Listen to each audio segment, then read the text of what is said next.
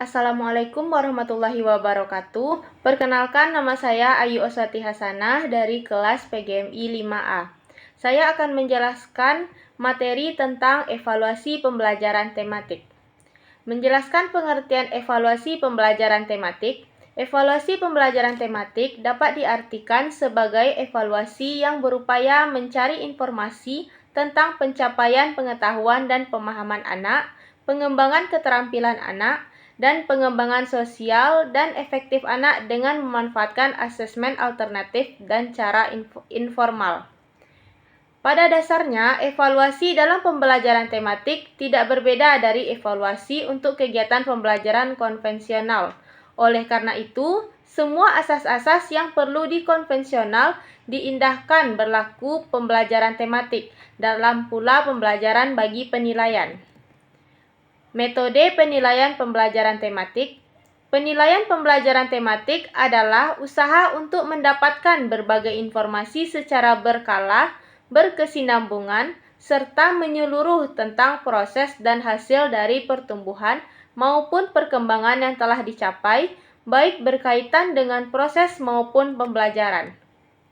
Penilaian dalam pembelajaran tematik dapat diartikan sebagai sebuah usaha yang dilakukan oleh pihak sekolah atau para guru untuk mendapatkan berbagai informasi secara berkala, berkesinambungan, dan menyeluruh tentang proses dan hasil dari pertumbuhan dan perkembangan yang dicapai oleh peserta didik melalui program kegiatan pembelajaran tematik. Ada 3 prinsip yang mendasari penilaian pembelajaran tematik. Sebagaimana diungkapkan, penilaian pembelajaran tematik tidak berbeda dari penilaian kegiatan pembelajaran. Metode penilaiannya, yang pertama, tes lisan adalah suatu tes yang membutuhkan jawaban lisan siswa. Pertanyaan lisan bisa diberikan pada awal pembelajaran untuk materi sebelumnya dan pada akhir pembelajaran untuk materi pembelajaran yang telah diberikan. Tes lisan ini bisa untuk kelompok atau perorangan atau individual. Yang kedua, tes tertulis adalah suatu tes yang menuntut jawaban secara tertulis dari siswa. Soal-soal tes tertulis disusun dalam bentuk tes objektif dan uraian atau esai. Beberapa macam tes objektif yang dapat digunakan yaitu tes benar salah, pilihan ganda, menjodohkan, hingga isian singkat. Selanjutnya, tes uraian terdiri atas tes terbatas, tertutup, atau terstruktur. Tes ini bersifat bebas atau terbuka yang mengutamakan kecepatan dan kekuatan. Teknik penilaian pembelajaran tematik. Memahami kompetensi dasar. Setiap siswa harus paham dengan standar kompetensi dasar yang harus diraih dan ditargetkan pada setiap mata pelajaran.